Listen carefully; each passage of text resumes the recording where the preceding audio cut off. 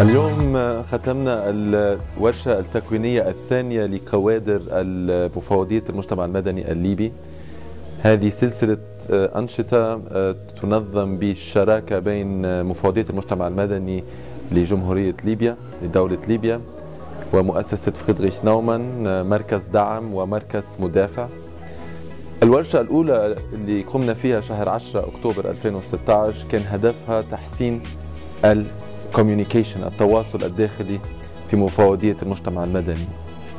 الورشة الثانية كان هدفها استراتيجي، كان هدفها صياغة خطة استراتيجية لعمل المفوضية في العام 2017. يعني الأساس، البنى التحتية لهذه المؤسسة الهامة. وقاموا المشاركين كلهم من القياديين الكوادر الأساسية للمفوضية في عمل على مدة 5 أيام لصياغة هذه الخطة الاستراتيجية.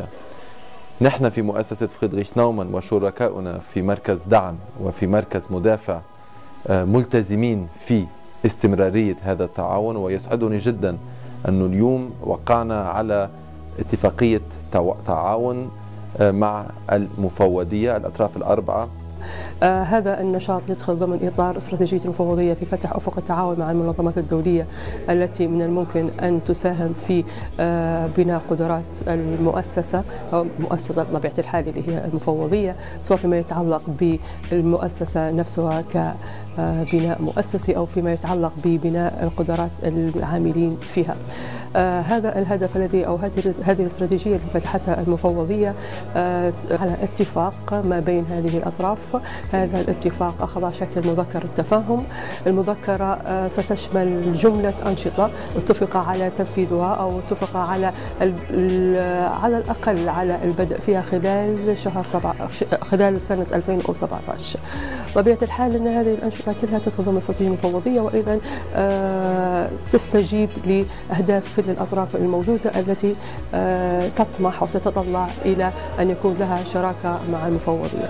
من جملة هذه النقاط التي تضمنتها هذه المذكرة التفاهم إضافة إلى التدريب وإضافة إلى محاولة الاستفادة من الخبرات التي من الممكن أن توفرها المنظمات الثلاثة التي ترعى هذا النشاط، خبرات فيما يتعلق بالجانب التشريعي وبالجانب القانوني، فيما يتعلق خاصة في مجموعة لوائح المنظمة للمجتمع المدني والقانون. هذه الورشة تأتي من ضمن برنامج وسلسلة ورش عبر شراكة مع مفوضية المجتمع المدني، وهو برنامج مشترك بين مركز دعم التحول الديمقراطي وحقوق الإنسان ومركز مدافع لحقوق الإنسان. يهدف هذا البرنامج إلى دعم مفوضية المجتمع المدني وبناء قدرات الكوادر الخاصة بها، إضافة إلى دعم مؤسسات المجتمع المدني في ليبيا والدفع نحو هيكلتها واستقلالها، وأنها تعمل في ظل قانون مرن وشفاف ويضمن لها مزيد من الاستقلالية. وضمت الورشة كوادر المفوضية من رئيس مجلس إدارة والمدير التنفيذي ومدراء الإدارات في الإدارة الرئيسية ومدراء الفروع ومدراء المكاتب.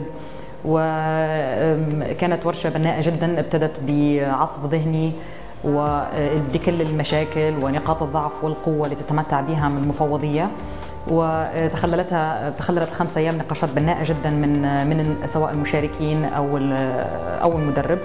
وكانت نتيجة هي الخروج بنواة لاستراتيجية قابلة للتنفيذ على مدى 3 سنوات للمفوضية، وهذا حيكون شيء فعال ومفيد جدا، أن تحدد احتياجات المفوضية اللي على أساسها نحن حنحاول نتعامل معها، وحيكون هو أساس للتعاون معهم على مدة السنة الجاية إن شاء الله.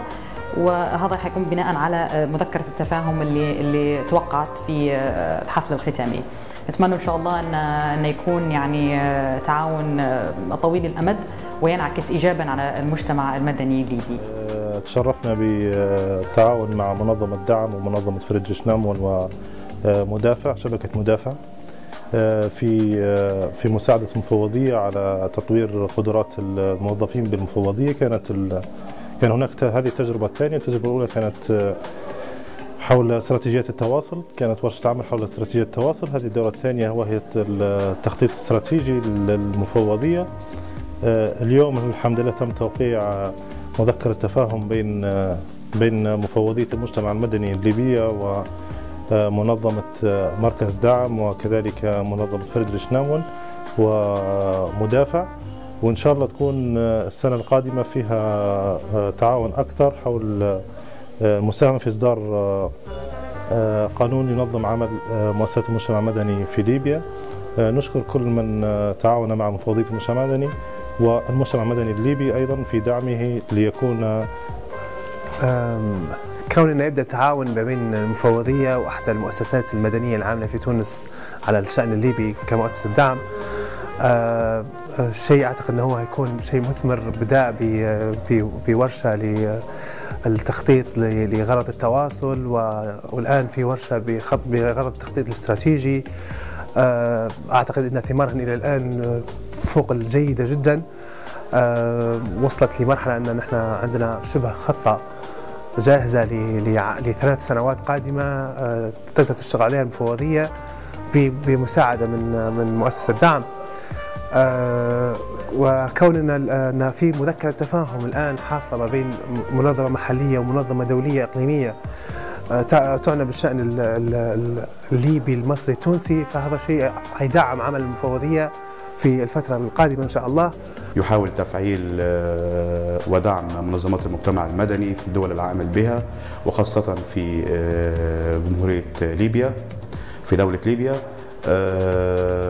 من خلال التفاعل مع مفوضية المجتمع المدني، وهي المنوطة بتنظيم عمل منظمات المجتمع المدني. ولكن احنا هنا بنعمل مع المفوضية ليس فقط كجهة منظمة، ولكن بنعمل معها كجهة داعمة لمنظمات المجتمع المدني. ورشة العمل كانت بتهدف إلى معاونة المفوضية مش فقط في ان هي تخرج الاستراتيجية بتاعتها، ولكن كان الهدف الحقيقي هو ان احنا نقدر نوصل للاحتياجات الفعلية للمفوضية اللي احنا نقدر نوصل معاهم للتعاون خلال العام المقبل ان شاء الله. كمان الهام جدا بالنسبة لنا في العمل مع المفوضية هو اننا هنحاول ننسق مع المفوضية في انها تدعم معانا ما يخص مقترح قانون لتنظيم عمل مؤسسات المجتمع المدني في ليبيا، وهو